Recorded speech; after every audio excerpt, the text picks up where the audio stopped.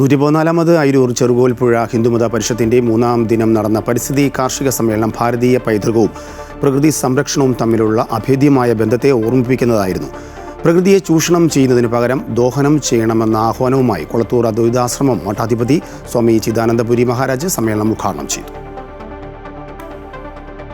പ്രകൃതിയെ നാം എങ്ങനെ സമീപിക്കണമെന്നതിനെക്കുറിച്ചുള്ള ഭാരതീയ കാഴ്ചപ്പാടാണ് കൊളത്തൂർ അദ്വൈതാശ്രമം മഠാധിപതി സ്വാമി ചിദാനന്ദപുരി മുന്നോട്ട് വെച്ചത്.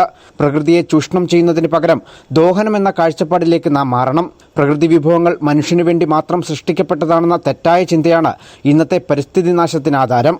10 പുത്രന്മാർക്ക് തുല്യമാണ് ഒരു മരമെന്ന വേദസൂക്തം ഓരോരുത്തരും ജീവിതത്തിൽ പകർത്തിയാൽ മാത്രമേ വരും തലമുറയ്ക്ക് ഇവിടെ ജീവിക്കാനാകൂ എന്നും അദ്ദേഹം ഓർമ്മിപ്പിച്ചു.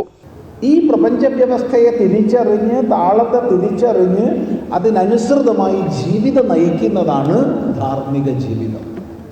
അല്ലാതെ ധാർമ്മിക ജീവിതം കുളിക്കണതോ കുറിയിടുന്നതോ അമ്പലത്തിൽ പോണതോ പള്ളിയിൽ പോണതോ ഒന്നുമല്ല. അതൊക്കെ ചെയ്യണം, വേണ്ടെന്ന് പറഞ്ഞില്ല.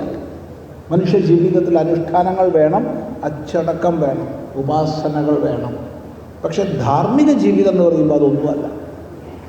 മറിച്ച് ഈ പ്രപഞ്ച താളത്തെ തിരിച്ചറിഞ്ഞ് അതിനനുസൃതമായി നമ്മുടെ ജീവിതം നയിക്കുന്നതാണ്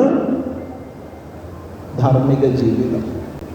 മലയാളികൾ കൃഷിയിൽ നിന്നകന്നതോടെ ഇവിടെ നക്ഷത്ര ആശുപത്രികളുടെ വ്യവസായം വളർന്നുവെന്ന് ചടങ്ങിൽ അധ്യക്ഷത വഹിച്ച വാഴൂർ തീർത്ഥപാദാശ്രമം മഠാധിപതി സ്വാമി ഗരുഡധ്വജാനന്ദ തീർത്ഥപാദർ പറഞ്ഞു.